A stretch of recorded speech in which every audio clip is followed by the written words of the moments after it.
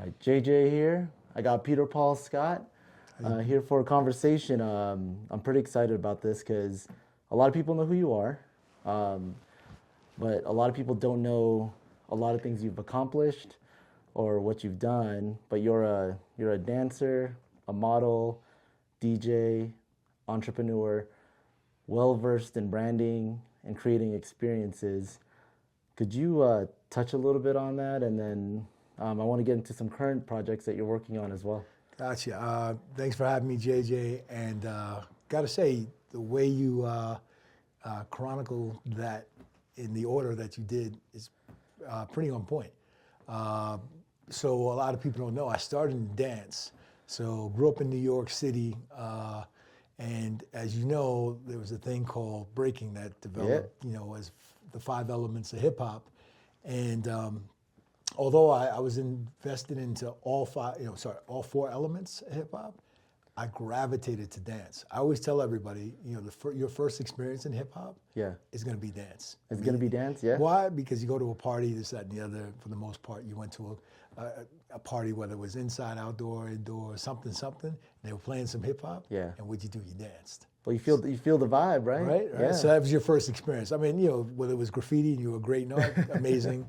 If you were a DJ, cool. An MC, I doubt it. But with that being said, I gravitated to dance. And so growing up watching Rocksteady, on Rocksteady Park in the 90s, on 90th Street and 93rd, this, that, and the other, like late 80s, 90s. As a kid, I looked up to them. Crazy Legs, Ken Swift, Frosty Freeze. You were right Buck there. 4. I was a little kid, but it was so impressionable. Yeah. And then to see, them in movies like Flashdance, Beat Street, Breaking, things, all those kinds of movies coming out, it just, Wild Style with Fab Five Freddy, I knew I wanted to do hip hop. And so with hip hop, came this responsibility, one, to be good at it. So with dance, I wasn't as good, with the breaking and popping area, I was decent, right? Yeah.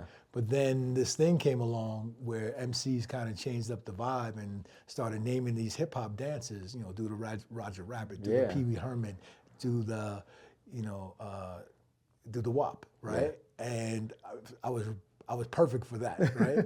And then my boys and I, we kind of came up with this choreography, and we were labeled the hip hop dancers. Everybody's like, well, what's the difference between breaking and hip hop dancers? Right. We were dancing to the break, because you remember, breakers came from when the DJ would cut the record back and forth on the break on vinyl, and he found a way to go back and forth with it, and he saw that the kids reacted to the break parts of the record. So they became the Break Boys, which then became, I don't know if they gave it the name or it just became corporately sound, they call it breaking. But see, I think it's those little nuggets in history like that people like, I kind of know where it came from, but it's great that you know it. So the differential between us and breaking, as I was gravitating or evolving into this hip hop dance scene, is that the clubs were having MCs say, "Hey, do the WAP, do the Cabbage Patch, do the Pee Wee Herman," and we would react to that. So that's when it became hip hop dance, and I kind of we were kind of good at that. Yeah. And we I guess my crew created the first routines with all of that, and we were known as the first hip hop dancers in New York. And that's, it's kind of a credit where they're like, you're legend in dance. That's where it comes from. And then we gravitated to house music, and then we created this house style. And a lot of people know me for dance, and they even have a dance called the Peter Paul. That's crazy. I got to go look that up. Yeah, you can Google it. It comes up. Yeah. It always weirds me out that somebody's like, oh, yeah, and you do it this way. You go, one, Peter Paul to the left, Peter Paul to the right. It's funny. Somebody just sent me something the other day. It was like, here's one I did. And I'm like, now it's like a thing just to show you how to do the Peter Paul. It's kind of weird, but I take it, respectfully. Then as, I was moving on from dance, somebody said you should model from a documentary I was in called Wrecking Shop Live in Brooklyn, where it filmed all of my boys, and it was kind of a day in the life of us by Diane Martell, rest in peace, who directed all of the videos for Justin Timberlake, Mariah Carey, things like that. So she had started with us, and she did a documentary for PBS called Wrecking Shop Live. Look it up. It's really, I mean, people like Chris Brown study this documentary, and it showed me really, my rare essence of like getting it in a circle. Like Yeah. if you want to watch me or see me get busy, you got to watch that documentary. And so from there, Diane had advised me. She said, "You got a pretty good look, man. You should model." And I was like, "Nah, I want to rap." And then that's one of the things that we didn't talk about. Oh, so she's the one that got you in it. She from dancing, she Yeah. advised me, and then I was like, "Nah, I want to be a rapper." And she was like, "Well, let me tell you this: they pay you like tens and thousands of dollars to come down the runway." I was like, "Rewind that, say that again," and I was like, "Whoa, sign me up." So after doing Mariah Carey, Dream Lover video, doing Crystal Waters, Loud ID video, and CeCe Peniston at the Apollo, and being on stages like Soul Train, I was like, all right, cool. I'm ready for this next level of entertainment, which was modeling. Luckily, I got an audition for Donna Karan and landed the gig first day. They were looking for a guy with some dreads. I don't have him now. First day? Dude, I didn't listen. I went down there kind of skeptical. I was like, "Oh, great! What is this going to be about?" Really? I had no idea. I went in. Here's the crazy part: a young lady I used to date that went to Boulder. That's kind of how I'm connected to Denver. That's so weird. Her roommate said, "Hey, they're looking for a guy with dreads. I think Peter could be good for it." She was interning at Donna Karan. I go down. I land the gig. Donna's like picks me out and says, "You're in." I do a national campaign, ends up on 59th Street Bridge, this, that. I signed with Ford and Boss. Now I'm a model, I guess, right? You know what's funny? When I was looking up some of your stuff, as I got to know you, cool. I didn't realize that was you with the dreads. Oh, cool. Yeah. And I was like, there's this guy. I was like, wait, that's Peter Paul. So it's so weird, JJ. Sometimes I have a hard time. Like I have to wait for people when they come up to me. Yeah. So I got to figure out how do they, because you listed everything. So I got to wait for people to tell me what they're going to talk to me about, or realize how they know me. And it's not about a cap thing or being gassed. It's just I literally have to give them a minute to be like, I know you as a DJ. I know you as a model. I know you as a dancer. I know you from marketing, branding, blah blah blah. But luckily, I'm blessed enough to have done all of those things. Yeah. And I credit it to hip hop. Because remember what we talked about, 4 elements. We did all those elements. Yep. So I never thought to myself that you had to be boxed in to do one thing. You never thought that? Well, think about it. If I'm coming out of hip hop and you can do graffiti, Yeah. you can MC, you can DJ, and you can dance. I applied all of those things to what I do. See, that's amazing. Naturally. Yeah. And it just comes natural to me, probably to more to me than most people, because of the understanding of if you can do all those things great, Yeah. then you get a name for yourself. You get a name for yourself, and then you can elevate, amongst your peers. Yeah. And that's what I did. I became great at a lot of those things. Yeah, you were aiming high right from the get-go. Yeah, I wasn't great in graffiti. I mean, I had a tag, but it was, it was so-and-so. But with all the other elements, from DJing to emceeing, while modeling for Donna Karan, I still went for my goal to be a rapper. And there was a group called 10 Thieves, look them up. 1995, I think we signed a deal with VP Records, which they started a hip hop label, and people like Shaggy, Sean Paul, all these greats were signed to this label. I mean, I cut my first 10 Thieves single sitting right next to Shaggy while he was cutting a dub plate called It Wasn't Me. Yeah. And a dub plate is your first piece of vinyl that's cut from when you take it from the track to the actual vinyl. Yeah. Right? And so, sorry for all you digital cats. This is analog talk, right? Talking back in the day. And luckily that song actually blasted off. We did really good in New York and all over, and toured with Channel Live and Bush Babies. Yeah. But it was, a dream of mine, a box I wanted to check that said I wanted to MC.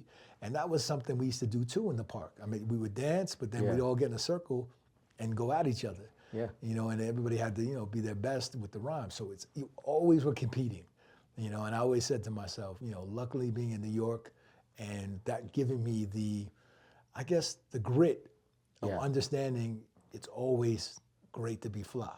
Well, because you're showing up every day. Got to show up. You got to show up. Because if you sounded whack, they just laugh at you like, yo, dude, get out of here, man. What did you just say? Blah, blah, blah. If you were whack on the dance floor, come on, man. What we doing? Well, they're all uplifting you, though. And right. And some levels in New York, man, it's either you win or you lose. Yeah. But you get that grit and you get that tough skin. Yeah. I think we need more of that. Yeah, so from there, I think from learning that I was good at a lot of these things, and then, you know, just having the confidence with dance, that gave me the confidence to get in front of a camera, because I knew how to, you know, I knew how to act in front of the camera. I knew how to place myself. I knew what to do because of my video work. So modeling was easy. So now I'm on runways, this, that, and the other, but I'm still trying to do my rap thing. Yeah. And Donna Karen, it was weird. It wasn't a good dichotomy. I mean, you know, they got me in Conan vest with my chest out. And I was like, I don't think anybody's gonna take me serious when I'm rapping if they see these campaigns. So when I met Tommy, I was like, Tommy, man, I was already rocking Tommy Hilfiger purposely. If you look at Wrecking Shop Live, I purposely wore Tommy versus what everybody else was wearing, because I would always go against the grain and try to be individual. And I always tell everybody, be an individual, you know, don't have to follow everything. So everybody's rocking Ralph Lauren, talking about Ralph. I was like, I'm gonna wear Tommy. No, you're doing the other thing. And make that popular. And that's gonna be my thing. I was like, I'm gonna be this Tommy Hilfiger guy.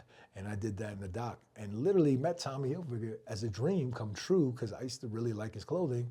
And I was introduced again, this young lady who, you know, lived in Boulder, sorry, went to college, it's called CU. Yeah, introduced me again to Tommy. After Donna, she was like, oh yeah, I know Tommy. Yeah. Got to meet his brother. His brother and I clicked right away, because I knew a lot of rock and roll. He knew a lot of hip hop. Yep. We cross-pollinated a couple of stories. He worked for for Run DMC. Yeah. But he was everywhere, and he was shaking hands with everybody. At that time, he was very popular from a, you know, khakis, button down, this, that, but he didn't know the streets. He didn't know who was rocking it, who wasn't. And I think when I met him, Grand Poobah had just said on record with Mary J. Blige on MTV, the famous line is, Jabot's hanging baggy, Hilfiger on the top. At that same time, I was telling Tommy, hey, there's this thing called hip hop. I think if we leverage it, because Calvin Klein's not doing it, Donna's not doing it. Nobody's doing it. Ralph's not doing it. They're not paying attention. Yeah. Calvin kind of did it in a weird way with Marky Mark. Yeah, I wasn't into that. But with that being said, I was like, this is a way we could do it. And that's, he was like, he was interested, he was intrigued by what I was saying to him. And he, you know, he knew I was a model, this, that, and the other, but he says, what would you do, you know, if you had an opportunity? I said, all right, do you mind if I dress this group called Tribe Called Quest for the cover of Source? And he was like, you know them? I said, yeah. And remember what I told you before, we used to all hang out in clubs and this, that, and the other. And I had met Q-Tip years ago, and he had approached me from my dancing, and he was like, yeah, you're really good. And he was like, yeah, my name's Q-Tip. And I was thinking to myself, it's a really bad rap name. But come to find out, he's, you know, nominated. Now he's about to be in the Rock and Roll Hall of Fame. You know, he's already, you know, with Tribe Called Quest. But he told me he was coming out with this group called Tribe. So we had met already in the clubs and hanging and this, that, and the other. And I approached him. I said, hey, would you mind if I come to your shoot? I've got Tommy Hilfiger. I'd like to place it on you guys and see if, you know, if there's any synergy. I show up. Looked like I just got kicked out of my crib. I had a garbage bag full of Tommy. Full of stuff. I didn't know how to do. I didn't have many racks, rolling racks, no hangers. I was raw. I had it all on the floor. I was like, you guys, would you like? I said, Fife, you want this?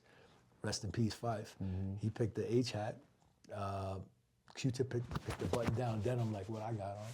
And then Ali Shaheed Muhammad wore like a flag sweater or like something with a crazy logo on it. And it ended up being on the cover of Source. I took that to Tommy, and Tommy Hilfiger was like, whoa. Yeah, you did it with them way ahead of anybody else. Before even like with when Snoop came with his people and all that. Yeah, Snoop came right after that. Yeah. I met Tommy challenged us, which I loved. He said, can you do that again? And I was like, and then that's when Andy had met Snoop and Andy Hilfiger, and then we were aligned with Snoop for Saturday Night Live. And then once that happened, it was crazy. Everything sold out. Yeah. And then Andy got a call. He thought he was in trouble. He was like, "Yo, why are all my clothes sold out?" He was like, "Oh, I told you Snoop was gonna wear it on Saturday Night Live." And that was it. Then he was like, he said, "I'm gonna give you your own division, Tommy Jeans." We did a subdivision, and then I ended up working with Aaliyah, Mark Ronson. DJ Cassie was my intern. Yeah. It was like rock and roll right there. I felt like we were like rock stars. Yeah, we were really blown up. Then Wu-Tang Clan. Yep. Met RZA, met Ghostface, met Raekwon, ended up dressing them, and that's why I was able to connect with them 360 and bring them into Denver. While they were here in Denver, bring them up to our venue at Novel Rhino at Sorry Gorgeous. Yeah. But all those connections early on allowed me to, I guess, just leverage the concept of bridging hip hop and corporate America together in a way that hadn't been seen before. And it was kind of right place, right time, and it worked because the company went from like 60 to 100 million in 1 year on our own division, just to prove that out. And then the whole company went to $1 billion.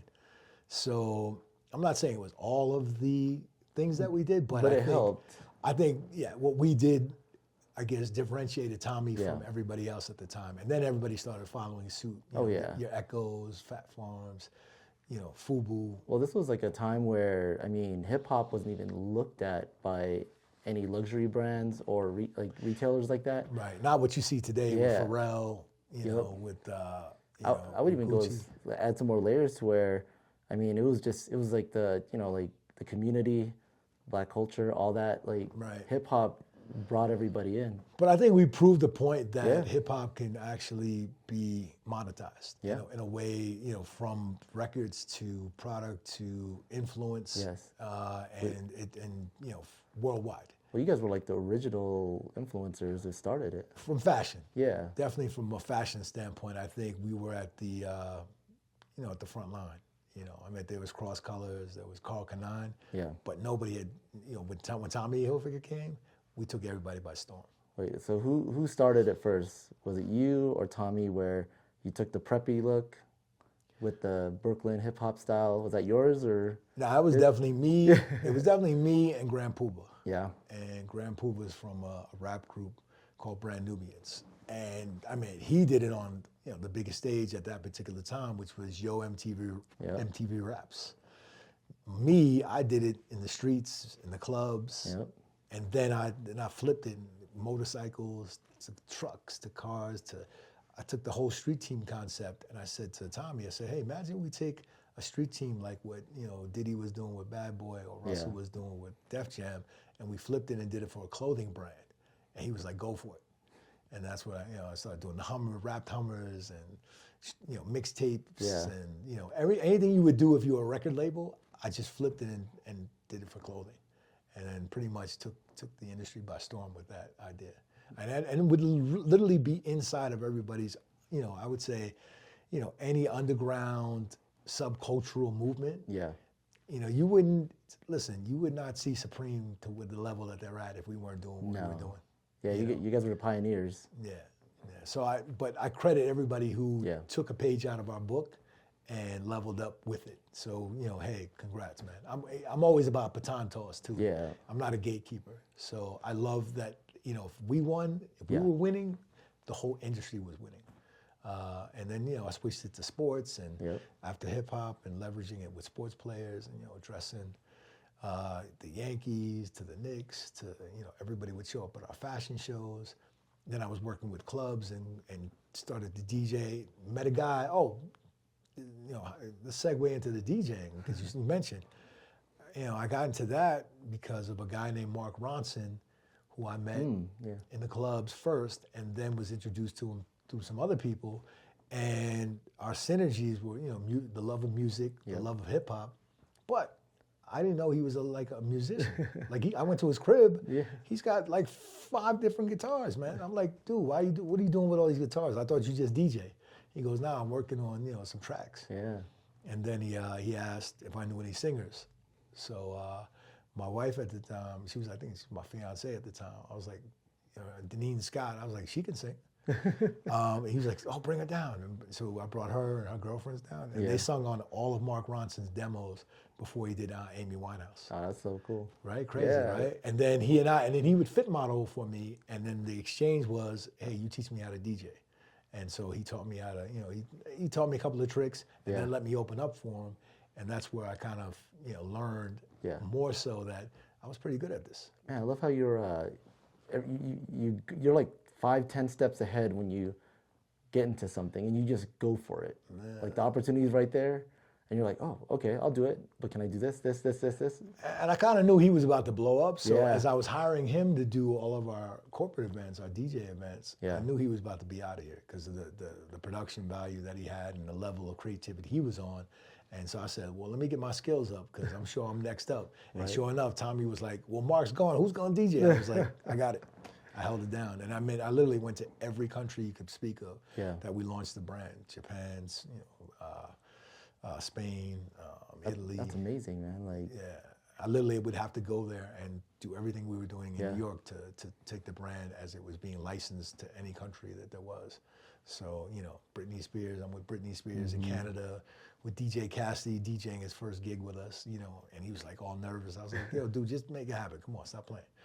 And then DJing myself, and everybody started hiring me. And I mean, I literally, went around the world DJing from Morocco to Dubai to, Mykonos, you name it. I've played Japan. It's been a blessing Yeah. to be that part.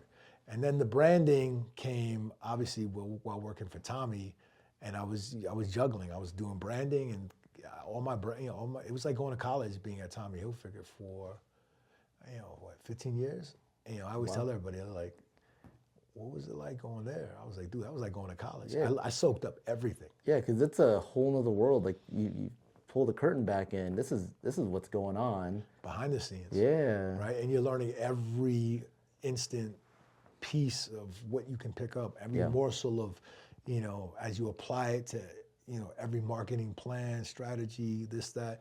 I mean, dude, I was doing mannequins when I first started, and that was like, I was dressing all the mannequins, but that was, that was like my wash on, wash off. Right, exactly. Mr. Miyagi Yeah. moment, right? Yep. Learning all, from the ground up. And Yep. then, I remember Tommy saying he had fired his whole creative team, and he was like, all right, you're going to London. And that's with the documentary with Anna Wintour, In Vogue the 90s. Yeah. Go watch it. It's a great episode. And there's a clip of you going down the runway. Yeah. Well, that day, not only did I go down the runway, I had to find 14 models. I had to create 14 looks. I thought I was going to get fired that day because I came up with an idea, it just sprung on me to put Naomi Campbell in a two-piece. And she came to the whole thing and she was like, who decided I needed to be in a two-piece? I was like, here's a bottle of Cristal. And I told one of my girls to go in there and shave her. And that was it. But that became a legendary moment Yeah. for Tommy to have Naomi Campbell in a two-piece while Tretch from Naughty by Nature was rapping Hip Hop Hooray. Dude, they were working it. Yeah, they made it. It made it. Naomi Campbell, Kate Yep. Moss, Joy Bryant. I dressed all of them. Yep. I casted all of them, and then I came down the runway too. So not only did I have to style and work on this in New York, and then bring it to London, I then had to show them how to walk and how to, what music to play and pick, and my whole section had to be. And I got a standing ovation because I had Tretch rapping. I mean, you can't go wrong. No. With Tretch doing Hip Hop Hooray, with supermodels coming down, rubbing his head every time. But you put in the work to get there, and now it was time to shine, right? Yeah. And you showed it. Yeah, man, it was great. I mean, that's what I think I landed my permanent gig with Tommy after that show. He was like, you're not going anywhere. He put me in a headlock after that. Yeah, that was a cool show. Yeah, but that's so I got my branding prowess. Everything I kind of proved out all the concepts. They worked. Yeah. Everything that I was thinking was all proof of concept, and they actually had an ROI attached to it. So not only from a marketing standpoint, we were making money, and we were making the company money. Yeah. So the entrepreneurial piece was after 15 years, I figured I could step out and do it myself. Or I wanted to try. I wanted to see. It's like I got the big machine behind me, but can I do it without the machine? Right. And it was challenging at times. I mean, I worked for companies like Members Only and Jabot and, Buffalo Jeans and, there's all these brands. And they didn't have that Tommy budget. Yeah. Now it's you. It was just like we had to be super creative and Yeah. come up with, but it taught me again, like, all right, you can do it with a big budget or you can do it without a budget, And then I think my wife at the time, Deneen, was working for Rockaware with Jay-Z. Yeah. And I used to go up there, help her out. And then he was talk to Jay-Z all the time about stuff. And I was like, I said, babe, I think we could do this on our own.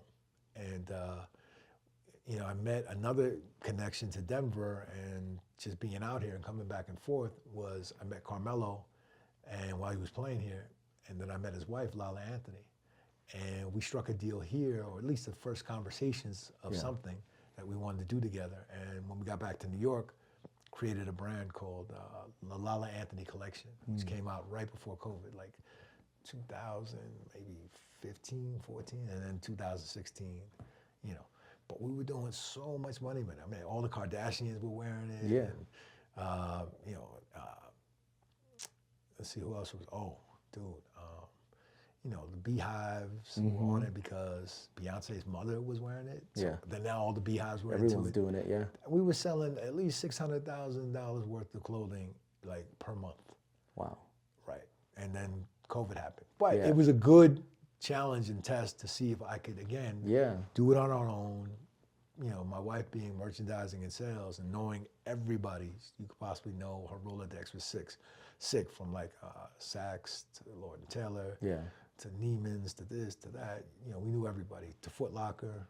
And then we launched a sports brand with a player for the Atlanta Hawks named John Collins. They called him the Baptist because he would slam on, they would baptize you on the rim. And so we got that going in Foot Locker. So been blessed. Another brand, this is super relevant. We connected Nelly with Lotto most recently as he was bringing back a brand called Apple Bottoms. Yep. And it seems like a lot of the brands from back in the day are coming back. They're coming back, yeah. Which is really kind of cool, though. But that's like fashion in general, right? Yeah. It comes and goes, Yeah. But I like the brands that are resurfacing. Yeah. So I seem to gravitate to that because we're working with Von Dutch as well right now. And obviously I'm still a Tommy Hilfiger ambassador. If you've seen my videos where I'm showing you all my new stuff, because I always get calls. Yo, Peter, you didn't get my stuff? I'm like, I'm like, but I got you. yeah, but with the gigs going to Aspen and doing all that, I've been repping out there, and so it's been with Food and Wine. I'll wear all my Tommy stuff and do videos. I had to get hip, with all this video stuff. Yeah, you're always so stylish. I'm just like, man, how big is your closet? I need a couple of closets and a garage. Yeah. But with all that, I've been blessed to, still be, active, and currently now with my role as entertainment director for the Culinary Creative Group. Yeah. And my opportunities of working with Novel Rhino, I've been able to execute new vision, if that's even possible, right? Oh, yeah. There's always like, did you do enough? I'm like, nope. Now you're working on, you're working on a lot of things right now with branding, with CCG and different venues, and then with Novel Rhino. How's that translating from what you did before to doing this? Because you're venturing off into a whole new world.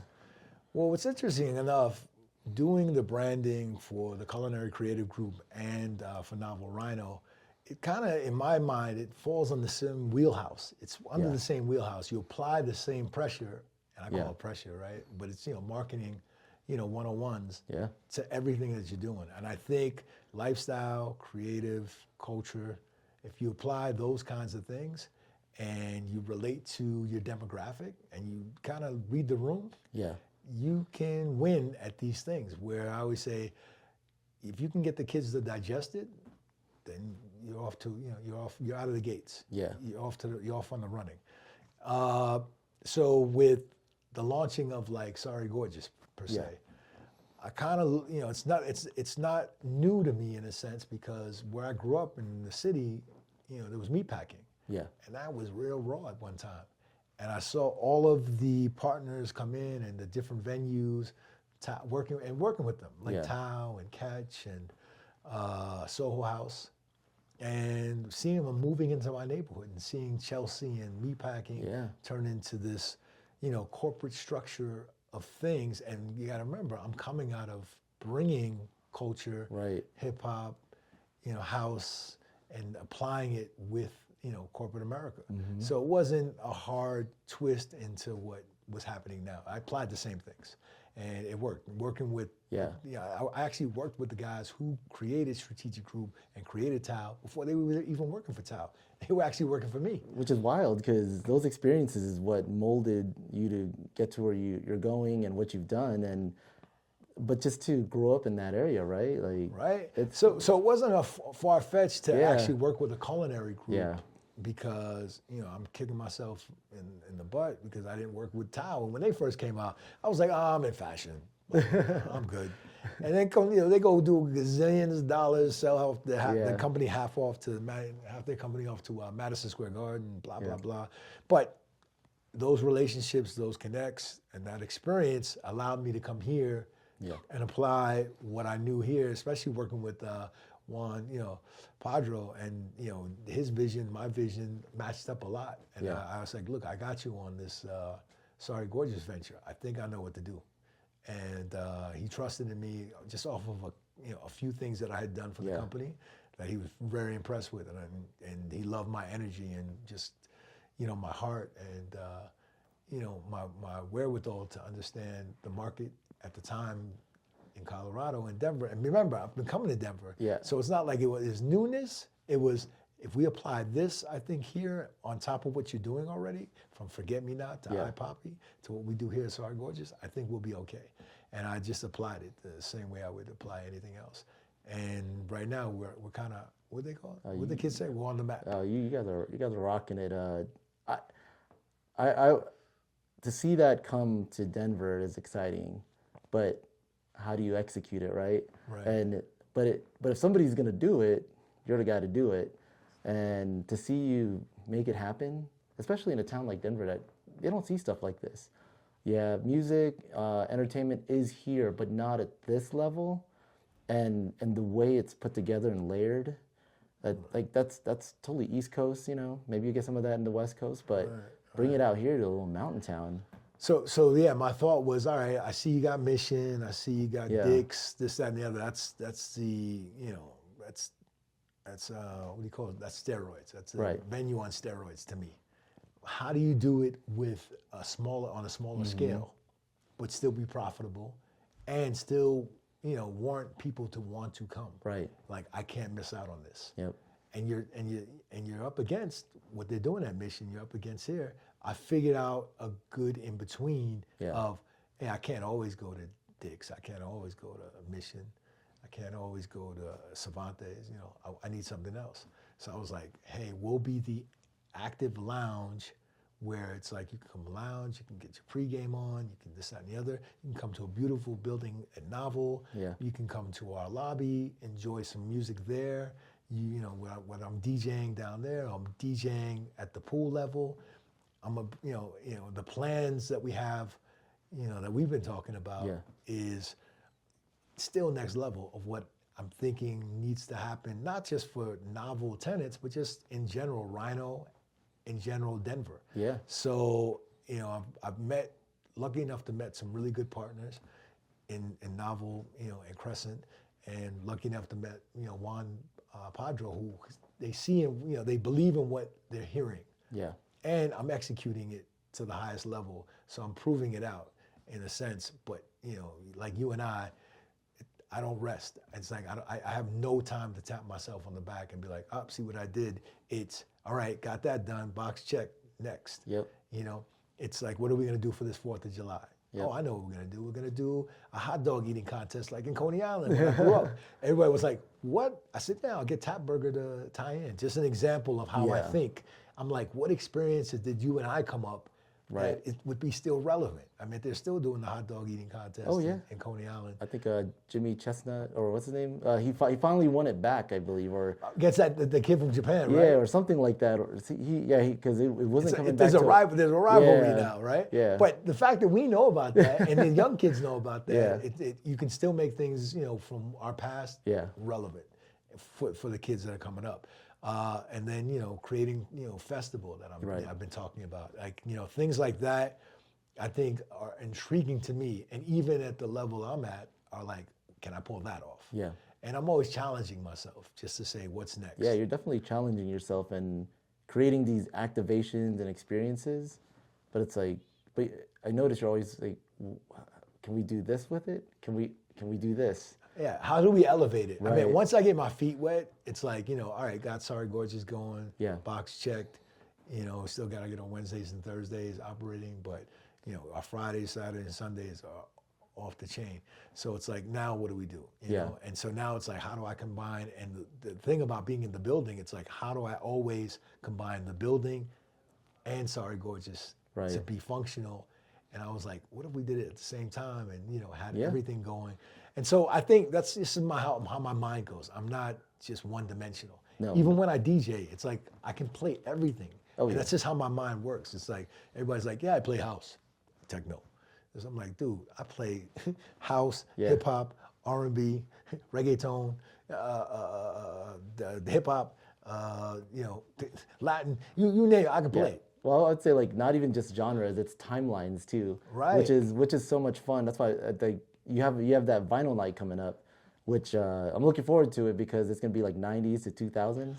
And I got a little Michael Jackson tribute. I'm gonna put it in there. Oh, that'll be awesome. Yeah, because of the movie and everything. And then, you know, like my crew, my boys, they choreographed Remember the Times. Oh man. Yeah, so, you know, and so I'm kind of a big Michael fan. Oh, you know, same here. Right? One of the greatest, you know. One of the records are amazing. Definitely going to see the movie. But with that being said, so we have a vinyl night, which is, you know, people haven't seen out here, like, you know, the technical, you know, literally the technical aspect of taking vinyl onto a record player, playing it with the needle. And that's how it started. Again, part of those elements of hip hop that I was a traditionalist and learned when I first started DJing. A lot of people go, wait, you started on vinyl? All DJs take notes, man. If you're a real DJ, you've touched some vinyl. And no disrespect, not saying you're not a real DJ, but I'm just saying, you're more of a DJ and you're more experienced DJ because of it. If you've DJed on vinyl, you know, and it's something everybody should, you know, see, touch, learn if you're a DJ. But I'm going to showcase the art of that this coming Wednesday. Looking forward to it. Yeah, it sounds like it's gonna be a lot of fun, like literally. And I've seen you do your work, and it's like, yes, I'm showing up because I want to have a good time. Yeah, I'm a technician when it comes to that. And I'm not like a scratch dude. I'm more of like, I want to get you to dance. Well, it's like, it's creating, like going back to experiences, vibes. The parties and roller skating and when you went to a block party. And, you know, that's the kind of vibe I want to bring to everybody. Is it fair to say like you're almost creating this energy, but you're also feeding off the energy, right? Always. So yeah, we've done a couple of vinyl nights at you know, some of our places with CCG, and it's been pretty good, man. You know, it's like, you know, I see the reaction, and it's much needed here. People are into the traditional sides of things out here, and that's one of the things I love about Denver is like, you know, I can still go vinyl shopping here. Like, they've got some really, you know, wax tracks, and I look forward to waking up and go pick up vinyl. It's pretty cool. I think what's cool about Denver too is even though they do have a big music scene, they do. But they're also very open to these different events and different experiences. But it's nice that somebody like you is bridging that gap. Yeah, man. And creating more of it, you know? I pride myself to be able to bring back some of the things that we grew up on. Yeah. That I think are still relevant. Yeah. And if they're not, it becomes, and people are pretty enamored. I mean, I've seen a guy, like, literally, I pull out the vinyl, I show you the vinyl, I give it to you. Yeah. And then they just staring at me, like, left to right, like, yo, how does that, like, they've never seen it before. Like, it's a magic trick. And I'm like, nah, man, this has literally been done since, like, the late 70s. Yeah. You know? So with all that being said, you know, I'm really looking forward to that. And then, you know, and a lot of people always ask me, like, what inspired you? Like, where did all this come from? You know, this wanting to do any of this. Yeah. You know, my mom and my dad, I credit. You know, I credit my mom and my dad. My mother was a stand-up comedian. She's from the Bronx. You know, grew up in New York. Literally got on, you know, worked in parks with her team, but then made it to the stage called the Improv, the original Improv. The original Improv. 44th Street in Manhattan when Silver Friedman was alive. Oh, wow. And she was like one of the best MCs ever. That's amazing. So, you know, I got my first job there because of my mom. And I would watch comedians, Michael Patrick King, example, who created Sex and the City. I used to watch him do a stand-up, just right there. Marlon Wayans and Sean Wayans grew up a block away from me. They used to go to the Comedy Cellar. I saw them get booed once. Sean did. And I was like, I almost wanted to do comedy. And after I saw that, I was like, I think I want to be a dancer. But because watching my mother and you know, her working with Robert Townsend, Reginald Bell Johnson, you know, Sean and Marlon's older brothers, you know, Damon and Keenan, and doing, you know, improv. You know, I got tapes of them in my apartment doing actual improv That's together. amazing, yeah. So that inspired me. And then my dad, my father's a famous producer-director, one of the first producer-directors in Boston at WCVB. Started in PBS as a radio disc jockey playing jazz, and worked his way up to developing his own shows. It's called City Line and The Baxters and, you know, things like that. So being in Boston and just understanding the challenges of being, you know, non-white in the world of that, and him still elevating and just saying, yo, keep your head up, very much inspired me. Watching him do the news when I was a kid, I was like directing, and I was, you know, it just really left a valuable impression on me between my mother and my father that said, in spite of, you can still be who you want to be and rise to the occasion and just rise to the top of the game. Yeah. And just put it, if you put your ALL into it, that's all. You can be who you need to be. But you got to understand and not be in the bubble and understand the challenges of what that is. It's called dedication. Yeah. And I think I've dedicated myself, and I always want to do my best and give, you know, my best performance, my best attitude, you know, be present and leave people going, wow, I'm glad I came out. Yep. I'm glad whatever this guy did, he's inspiring me. I've always wanted to inspire others. And then, you know, give them all the cheat codes and and be a good baton, you know, person that passes it. Pass it over and let them go and run. Yeah, because I got a lot of kids out here, you know, I've been, you know, Well, I see you. You're helping them out. You're shipping out the speakers, you're helping them set up, you're going to one venue to another, and you're constantly building those relationships, you're making connections. Man, nothing's beneath me, man, nothing. No. But it all started with a guy named, you know, Chris Christmas, who actually is from Denver. He would come to New York with a clothing line called Too Hype, and, you know, I'm over here modeling, dancing, thinking I'm all that, and he kept saying to me, you know, black man, you could do more. I was like, more of what? And he made me his marketing guy. And I was like, what am I supposed to do? This is early, man.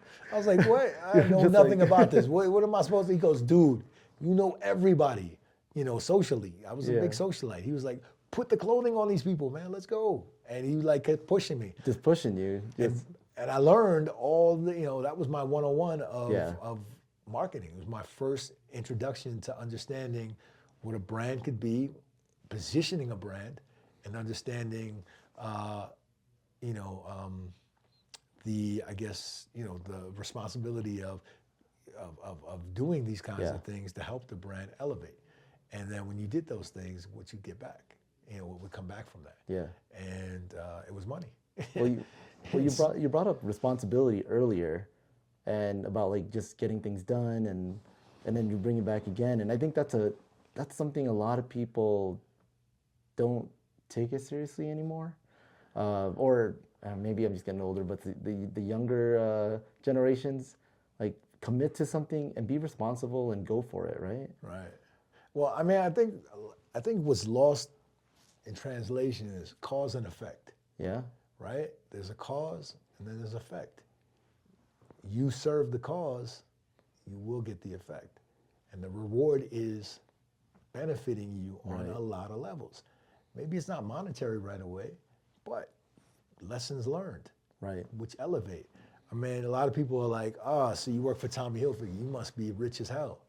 I'm like, no, but I'm rich in a lot of things. Yeah. I mean, you know, I'm sure, you know, if you look at me, you say, hey, I've done well, I've been able to buy houses and this and that. I've done some really good business deals for myself, my own company, this, that, and the third, but I'm never satisfied. You know, I'm always like, there's the next level to any and everything, right? You know, I see you out there doing it. Yeah, you see me physically, like there's nothing beneath me, man. Yeah. I will move speakers, I will set up people, I will make sure everybody has, you know, the same level of, you know, I guess, of performance, right? So, you know, you want to perform, I want to make sure you have everything, all the tools needed to do your best, because it's what I would want done for me, or that has been done for me. And so, yeah, so I look at Chris Christmas as one of those people who gave a baton toss to me, and I felt responsible enough to take that and, you know, do right by that. Yeah. Because these opportunities come far and, you know, few between. Yeah. And I call it Cinderella stories. Luckily, I've had a lot of Cinderella stories. You know, I've been blessed with that. But, you know, but if I didn't, you know, I guess react to these kinds of things and put my best foot forward, then, you know, I would be stagnant. I wouldn't have been able to elevate or evolve and continue. And I guess show myself that there's no limit. Right. But it's great to have people like that in your lives, you know, in your life, you know. And then your parents are great examples, and they pushed you and they showed you how things are done, even in tough times. And then you got mentors that pushes you even more, even though you're just like trying to figure it out. But I think that's very important, you know. And I think community is a big thing too, right? Yeah. And I think, you know, being here at Novel, what it reminds me of is when I was coming up, you know, it was a place called Westbeth, right? And it was this art-infused building. Yeah. And, you know, guess who came out of that building? Vin Diesel. Really? Yeah, got a kid named Mark that, you know, I grew up with. And, you know, we all used to go there, skateboard, and exchange. It was like a great exchange. And I see this building as a pilot of that sort, you know what I mean? And a beacon, if you would, in the neighborhood. And I think that's one of the, you know, the reasons why I live here. First, I'm more comfortable here than anywhere else. And I've lived a couple of places in Denver. I'm not gonna name them, Cherry Creek. But with that being said, you know, I feel more comfortable here with artists and the exchange that's given, you know, with musicians and creatives and, you know, culinary. And There's a lot of them in this area, you know, which is nice. And you know, in the area, in the building, you know, all over, I feel like this is a place that's going to rise. And I'm just glad to be here at this particular time. Yeah, and I'm really grateful that you're here chatting with me and giving me some insight on, I mean, you literally went through a history of hip hop and fashion and just the art industry and all that. It's amazing, like what you've seen in all of this and where you're going. What are you most grateful for, or currently grateful for? I'm grateful for opportunity. You know, I'm always, as crazy as it sounds, as much as what we've talked about, you know, there's always another door that can open.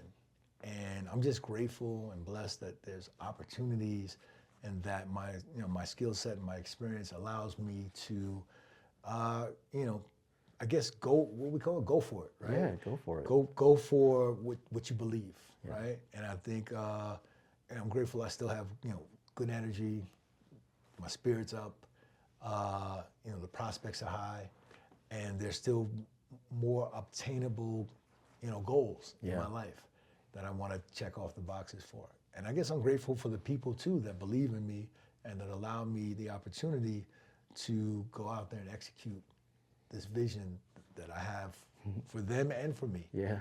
And I think, I'm grateful when we do it and that we're successful. And the craziest thing is, I think if you would have asked me, Peter, what makes you feel good inside? And not a lot of things, man. Sometimes I get boggled up and just the minutia of trying to get things done. Yeah. But when you get it done, that's probably the ultimate high. Yeah. When you actually execute and you can look at everybody who contributed and you get I call it the W. When you go for the W, when you go for the win, and that's a win when you get to execute your vision. You got to put in the work, right? Yeah, man. Definitely. I think you built this amazing community, and it's going to be exciting to see where you take it, you know? Yeah, we got a couple of things on the books, brother. So, you know, wish me luck. But at the same time, you know, I'm looking, you know, to, again, pass the baton, you know, showcase, you know, my skill set, but allow others to benefit off of those things, learn themselves within the making of, or whatever it is we're coming up with. And hopefully that'll help elevate their understanding of where they can be at in life. And I think that's the goal, man. I mean, what are we on the planet for if not to bring up, others. Man, you're absolutely right. Well, thank you for your time, Peter Paul. I appreciate it. Thanks for having me, and look forward to seeing you guys at the next event.